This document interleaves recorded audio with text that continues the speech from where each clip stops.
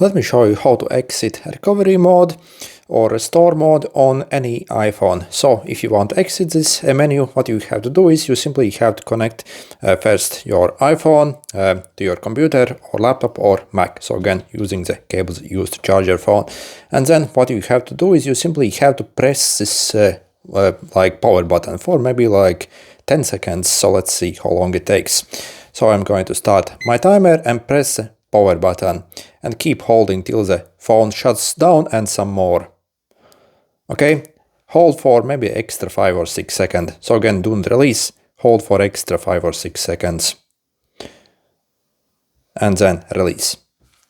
So while still the cable is in, so you see the phone has booted up, and then we can remove the cable and the phone should start up. So let's see how long it takes to start up. Okay.